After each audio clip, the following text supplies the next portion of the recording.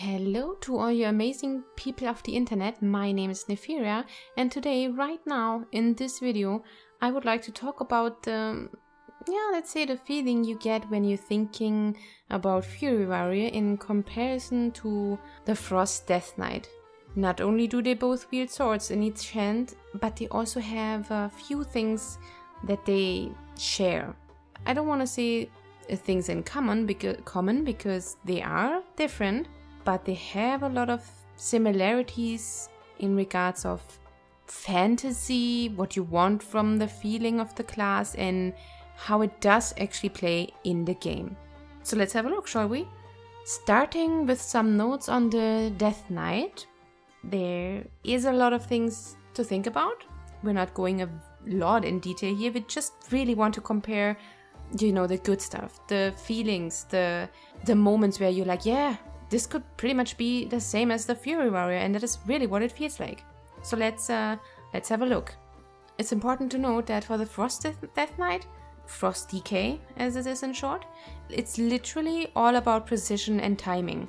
I mean, precision and timing is the key. Yes, you can play the Frost Death Knight, and it is not that hard. It doesn't have as many attacks. But if you really want to get the best out of the spec, then you do have to do a little bit of resource management and with your runes and everything. There are a lot of things and a lot of talent choices that you can pick to, combine some amazing possibilities. For example, if you pick the Icy Talents talent and you also choose the Runic Attenuation, and then in the last row you pick the Breath of Sindragosa, then what happens is you will get an insane amount of attack speed and burst damage, especially for AoE moments. As long as you can keep up the pace, Breath of Sindragosa will keep attacking, and because you're getting back runic power and because it stacks up the attack speed, it's really giving you a lot of burst in attack speed. But the thing is, Breath of Sindragosa is on a rather heavy cooldown, so it might not be worth taking in the long run. If the fight lasts longer, there is choices for AoE that might be worth it more in the end, but it really depends on the fight. Overall, it's worth noting that the talents compared to Legion have not changed that much. There is no reinvention going on. They have been shuffled around more than completely changed, but there is, as I said, some interesting and great combination possibilities. Another example would be the combination, or let's say the burst possibility that you could get from using Pillar of Frost in combination with the Frost Rim's Fury. Because listen what happens. Pillars of Frost. The power of Frost increases your strength by 15% for 15 seconds. Each rune spent while active increases your strength by an additional 1%. That is on a 45 seconds cooldown, and it's already amazing as it is. Now, Frost Rim's Fury does the following.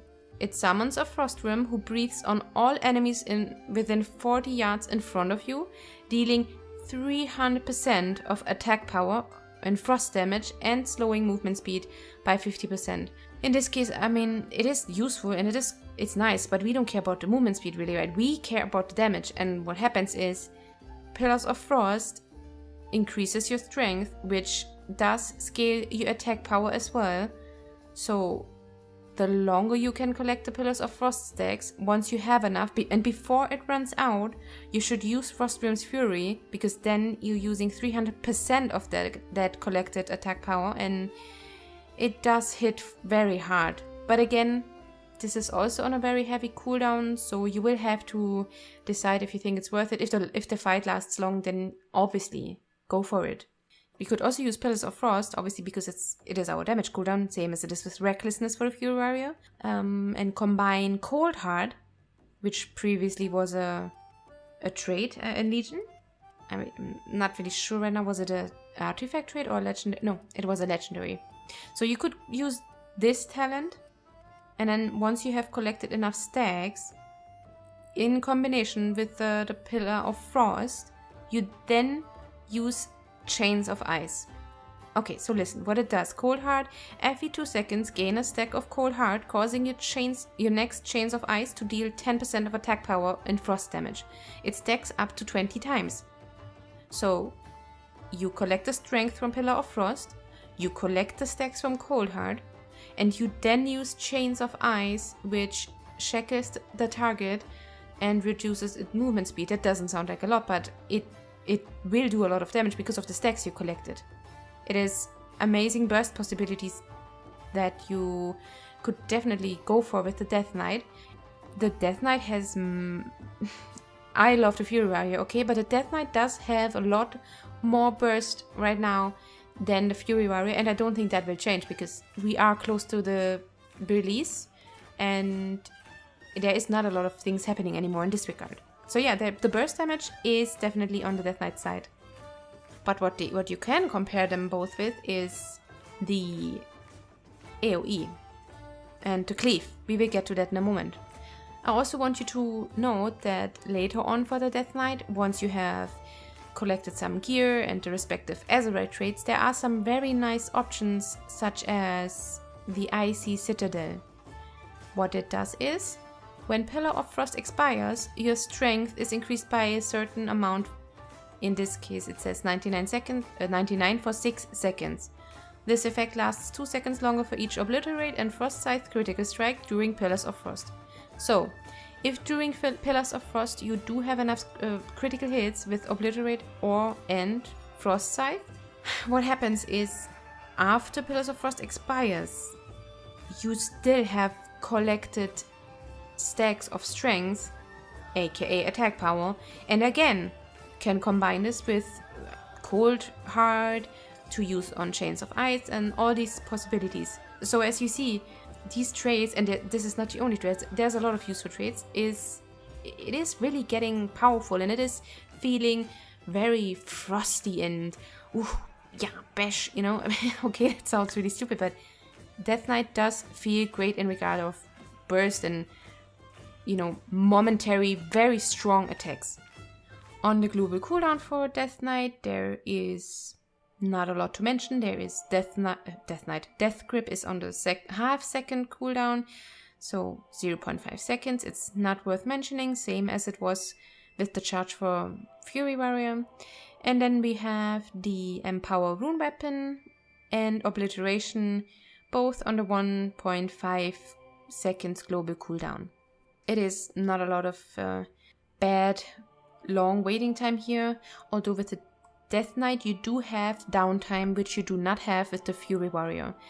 Sometimes once you know all your procs are used and you do not have Obliteration, or like none of these things are ready for you to be pressing, then there might be downtime, and it is very, very much feelable with the Frost Death Knight, especially while you're leveling in at the beginning of the journey. I do think that later on with gear this will be less of an issue, but who really can tell right now. Still, the feeling of Death Knight, Frost Death Knight, is amazing, and if you like the class fantasy and if this sounds appealing to you, then don't let it stop you, really. It isn't that bad. Whereas the Fury Warrior, so here's my thing. They are the same if you think about it.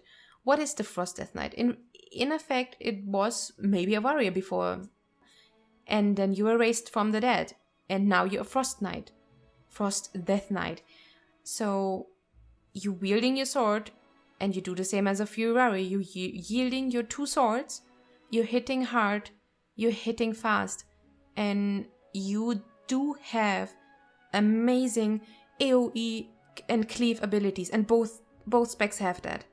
So whereas for Frost Death Knight it's all about resource management, if you want to be good, and precision and timing, with the Fury it's basically you just want to be the speed of light, let's face it.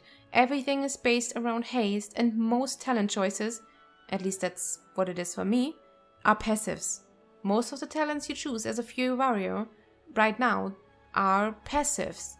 The Death Knight has a lot of active talent choices, whereas the Fury Warrior doesn't get anything that is really usable. But again, as a Frost Death Knight, you have less things to do if you wouldn't pick the talent. So in the grand spectrum of things, it is quite the same. Fury is based around haste and based around doing damage while in enrage. One thing that changed from Legion is you do not take extra damage as a Fury warrior just because you are a Fury warrior. You are now treated the same as arms in this regard. Now let's have a look at what is very important for a Fury warrior, and that is enrage. Becoming enraged increases your damage done by 11%, haste by 25%, and movement speed by 10% for 4 seconds. Bloodthirst has a 30% chance to enrage you, and Rampage always enrages you. Let's assume you do like me and you picking talents such as Fresh Meat, which gives you a 15% increased chance to trigger enrage, or Meat Cleaver, which gives Whirlwind a 10% chance to enrage you, and also if you take Meat Cleaver you do generate a little bit more rage. Up to 3 additional rage. And if you combine all the passive enrage possibilities with the Frothing Berserker, what happens is Rampage now costs 95 rage and increases your damage done by 10% and haste by 5%. So given that Rampage automatically enrages you, which already provides 25% haste, in addition you now get 5% more haste. So you see where this is going. You are hitting very, very fast. More haste results in more attacks, which in exchange again result in more rage because you attack faster, and that the cycle continues. More chances to hit critical, the more attacks you hit out. So basically, what you do as a warrior is you try to become an enraged speed of light. For me, most appealing choices in the warrior talent section right now are passives, and it's true. There isn't a lot of things you could do differently because they are rather in your face. Like, yeah, you should choose this, maybe this. You have some roles where you can definitely pick on your own liking, but compared to the Death Knight, it's less out in the open, you know, it's less, oh, we have to see. Also, if you combine your abilities and cooldowns in the phases of being enraged, though, as I told you before, then you will hit so fast and you will hit so often, and most importantly, you will hit very hard. It just makes the playstyle very fast paced. There is no downtime. There is really no moment in which you feel like, okay, yeah, now I'm waiting, it's all grayed out, please come back to me. No, this doesn't happen with the Fury Warrior. Unfortunately, it does exist for Frost right now. Again, we will see with gear. You might wait that Bloodthirst comes back up, but Whirlwind is always usable because it does not cost rage, and again, Raging Blow is now not requiring to be... You can not only use it when you're enraged anymore, this was changed. It does have a cooldown now, but the cooldown is very short, and since you're having Whirlwind as a filler, it is really not worth mentioning even. Yeah, the Frost Death Knight sadly does not have any, you know, okay, I have so much to do, I don't even want moments. There is some downtime, but the overall playstyle of both specs is so similar in how they deal with different situations that the fun is really definitely comparable. They both have cleave damage automatically embedded in their single target rotation.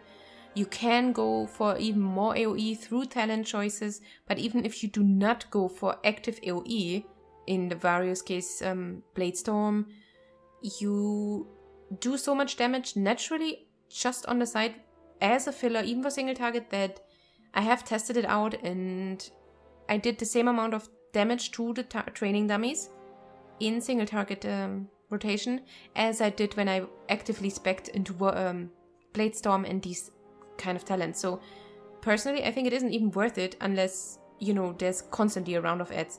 But when you go through a dungeon or even in a raid, these two classes naturally cleave and AoE so much, even in single target rotation, that there is nothing you have to worry about. It's I don't even know what to say. They feel the same in this regard. They really do.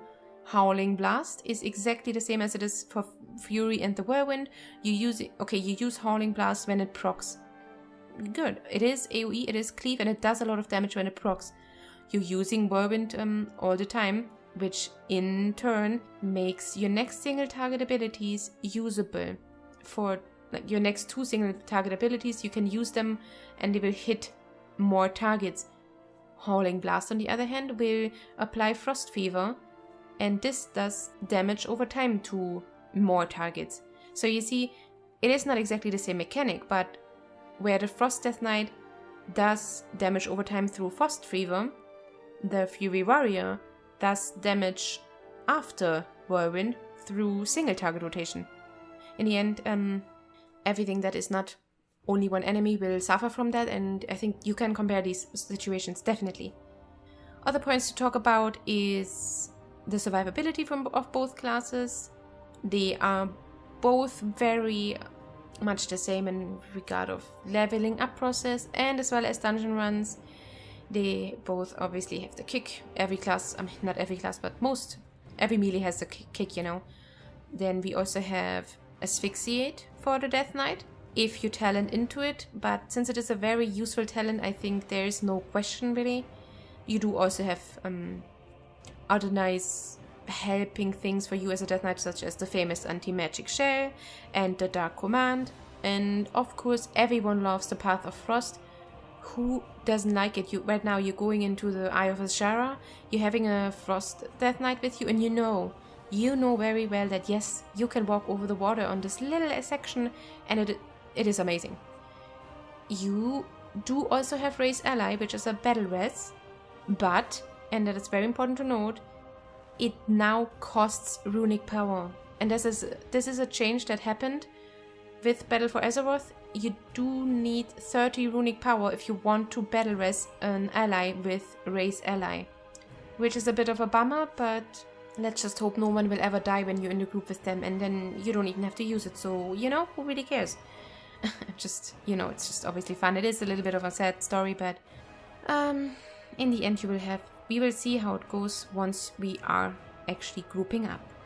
For Fury Warrior, you do have the Battle Shout, which is a very, very important raid and group buff, so that is always useful. You have the Piercing Howl to slow enemies, snare them, and of course the Intimidating Shout. Nothing really changed. Same as with Rallying Cry.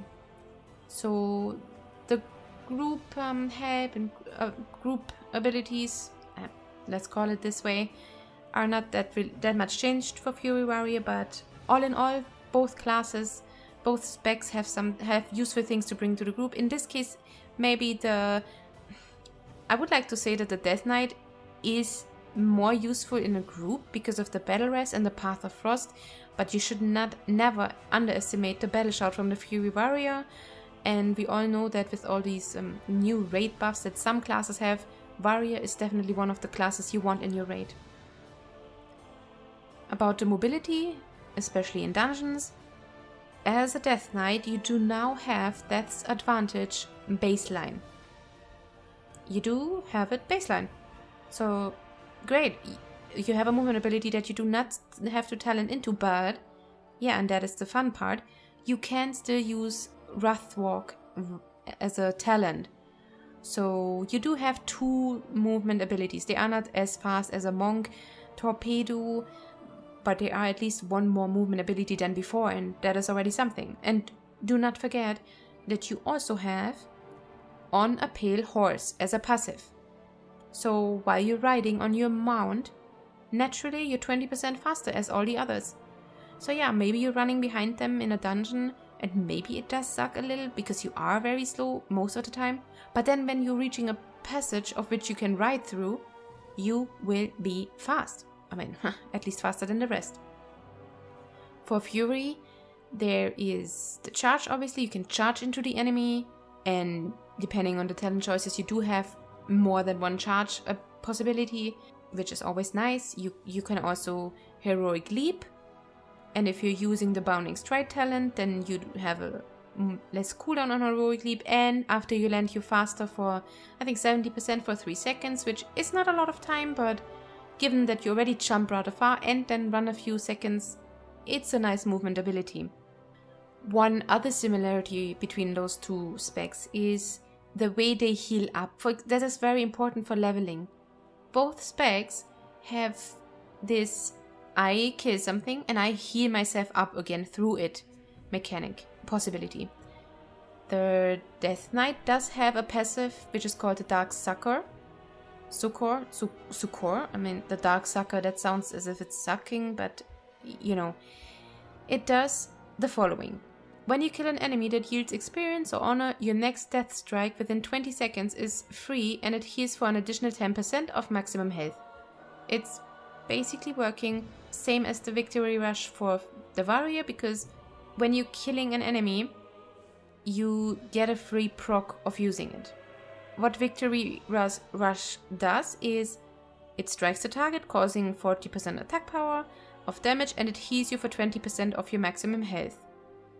This, however, is only usable within 20 seconds after you kill an enemy that, again, yields experience or honor. So they both have the 20-second proc window in which you can use it, and if you're leveling and there's a lot of enemies, you kill one after another, you really can heal yourself up quite nicely. So that is amazing. That is the comparison that I really feel is the same, and this is for both specs similar. Both specs, let's just really sum up real quick. Amazing AoE and cleave abilities both use AoE attacks in single target rotation, which in turn, as I said, does cleave AoE. And if there's no other enemies other than the boss or a single target, then it doesn't matter. The damage will still be great, and that's what's beautiful about it, you know? You're doing nice damage, and for both classes the same. They both have good amount of survivability tools. They're both almost the same in movement, of course, as a warrior. You do have a jump, and it is a little bit better, but you do have the possibility to choose two movement talents for the Death Knight now with Wrathwalk. So in the end, it isn't as bad as it used to be, and both of them will bring a lot to the group. Yes, the warrior has the shout, but in overall, a battle rest is not bad either. And that's why I wanted to compare those two classes, and especially those two specs, because they're both hitting with swords. They both, you know, the fantasy is similar. You want to be someone with swords and plate, and you want to obviously collect the Warfront tier 3 armor set. That's why we're all playing a plate wearing class this expansion, right? And you like the feeling of hitting hard and hitting fast and doing a lot of AoE, but also being strong in single target. And just for any one of you who isn't really sure and who wants some sort of a, yeah, okay, Neviriah, you didn't really tell me what do you think is better in what. Well, let me tell you right now. They're both the same, but it is all personal opinion, and it is all just my point of view. I am in love with the warrior because it has been my main for, well, I'm playing since 2005, so quite a while. I only switched with Legion. So as I said, I do love the warrior, but I am more and more intrigued by the Frost Death Knight. And also by the Unholy, but that's another topic. Frost Death Knight is an amazing class. It feels amazing to spread the fever and to use your scythe if you're talented into it. There isn't a lot of spells that I think look as cool as the Frost Scythe, and overall the feeling of the class is just very mysterious and frosty and dark. And the warrior, you know, you are a machine. You're like a barbaric berserker going crazy, using verve and turning around yourself all the time, and it is great, and that is fast, and there's always something to do. So in the end, they both have this amazing feeling to them. But if you want to have my personal opinion is that the Frost Death Knight probably has better burst damage, especially at the beginning of the fight, where the Fury Warrior obviously has Execute, so it comes more at the end of the fight. AoE is better with the Frost Death Knight, I'm assuming. I can't tell you right now because we have to see how it all scales with gear in the end. So I'm rating them on a scale of 1 to 5, where 5 is the max damage you can do and 1 is like, yeah, okay, no thanks. Fury Warrior is definitely on a 4. Fury Warrior is on a 4 in the scale of AoE damage, and the Frost Death Knight is on a 4.5, between 4.5 and 5 instance of AoE damage, which includes the burst. And on single target, because of the execute phase, I will give Warrior the better point here, which is, let's say, a 4.5, and the Death Knight I would give it like a solid 4, you know, maybe a 3.8, simply because there is amazing attacks you can use, but they are on a heavy cooldown, so you do have burst damage as a Death Knight, but it doesn't feel as smooth as it does for Warrior. Overall, if you're enjoying the look of Death Knight, definitely go for it. It's a lot of fun in Battle for Azeroth, as far as I can tell in the beta. And the feeling of both classes is very similar, so if you always played a Fury Warrior and you felt like maybe you want to change it up, but you don't want to completely change everything and be a range and or an energy using class, like the Rogue or Feral, then definitely go for Frost Death Knight. It is fun, and if you like Fury, you will love Frost. It's very, very much comparable. But that's just my personal opinion, and let me maybe know what you think in the comments below. If you like listening to me and what I had to say, then maybe subscribe.